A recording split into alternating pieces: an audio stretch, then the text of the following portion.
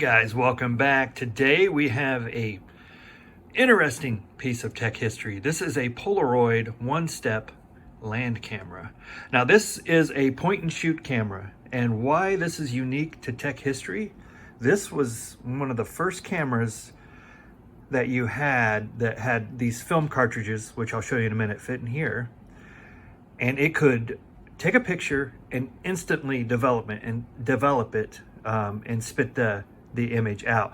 In the old days, we used to have to take our film rolls and we had to take them into a film developing store or a place. Sometimes we did it at drugstores, all these different stores, and we'd have to wait sometimes up to a week to get our pictures developed and back. This was the first camera. We had one of these in the 80s, my family, where you could take a picture, press the shutter button, and it would spit a picture out. Now it was blank, and you usually have to peel the top off and then shake it a little bit, and then you'd have an instant picture that you just took. These are point and shoot cameras. They aren't what you would call great cameras, right? Here's your lens, it's all plastic. Here's your viewfinder. Let's go to the back. So you'd look through the viewfinder and you would see out the viewfinder port in the front. You wouldn't actually see through to the lens. So, you know, your framing wasn't completely accurate. Now, this one did have a slot for the disposable flash. You can see the little contacts in there. And it was like a flash bar that stood up here, and it would burn each one on each picture. Say, some of them had 8, some of them had 16, I think. And that way you had flash, because if you didn't have flash on your Polaroid, especially this Polaroid, indoor pictures were very difficult. They usually showed up way underexposed, way dark, and all that good stuff. Now this is an adjustment here. It's supposed to help, I think, with like light or like exposure and things, but honestly, this is such a basic camera. You really needed the flash to take any indoor pictures. Now outdoor pictures, it would be great. You know, when you have lots of sun to be able to expose everything, they were really good. And if we slide this button up, which is hard to do one-handed, we can open the front. And this is where your film pack would go. There's contacts in the back. The film, I believe, had like a battery and everything in the cartridge. And, you know, they probably came, gosh, I'm trying to remember, an 8, maybe 16 pictures per package. Not very many compared to a normal 35 millimeter roll of film, often had 16 or 24. This had less, and I can't remember off the top of my head. I want to say 8. And they were expensive because you had to buy the cartridge and the battery every time. Now there's no on-off switch with this camera, so it was basically always on. You would just line it up, press your shutter button, and it would, I'm gonna make sound effects for you, and spit your picture out. This is such a cool one because it has the rainbow sticker. I think these first came out in the late 70s, maybe 77, 78, something like that, when I was a young kid. And man, they were so fun. So fun of what we had in the old days. We were just so used to having to develop film. If you saw my last video on the 35 millimeter camera, this camera really revolutionized. It was instantaneous, and that was unheard of in the days. Now you guys and your digital cameras, phones, and everything today, you get instant pictures. I know that's hard to understand, that we would actually have to wait and pay money to get our pictures back. Crazy stuff. Again, the first instant gratification camera. I'm going to go to the desktop and just show you, these can still be used today. And I want to show you a few things. Let's get to the computer and check that out. Now check this out, guys. Here at the desktop, you can still buy like a 40 pack of film. There's it's amazing. It's amazing you can still use these things today. Now, the one I'm showing you, it is truly a non-adjustable instant camera. So if you have big ideas of going out and creating all these fantastic photos with this, just know your lighting have to be perfect. You're gonna have so much work to do just to get a decent picture out of that thing. But let me hold it up for you. you're going to have so much to do to get a decent picture out of this thing.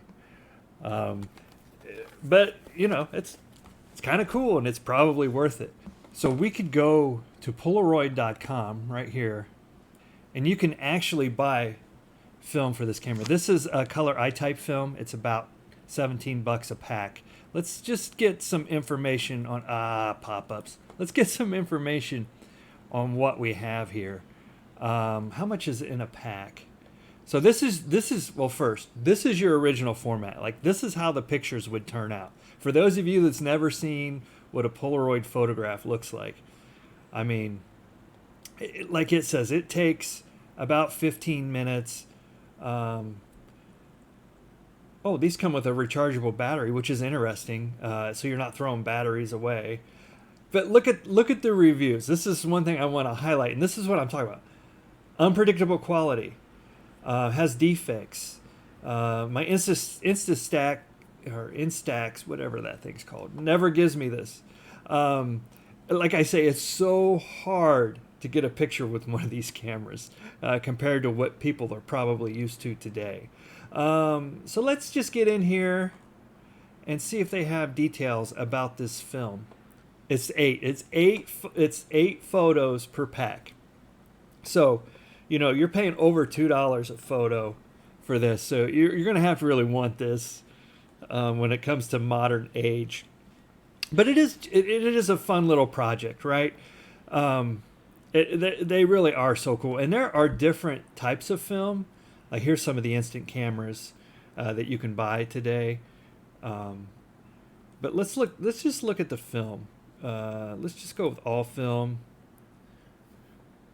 So we have I-type film, which is the one we were just looking at. But we can also buy black and white film, which I think is really cool. Like, I love black and white photography.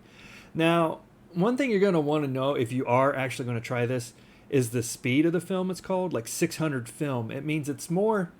So let's say you have 200 film, and then you have 600 film. 200 film is less sensitive to light than 600 film. So 600 film is more sensitive to light. So if you're going to try to take indoor pictures, you probably want to go with a faster film or like a 600 film that is more sensitive to light. Now, the problem is you could get some noise and some other artifacts in there because it is more sensitive to light.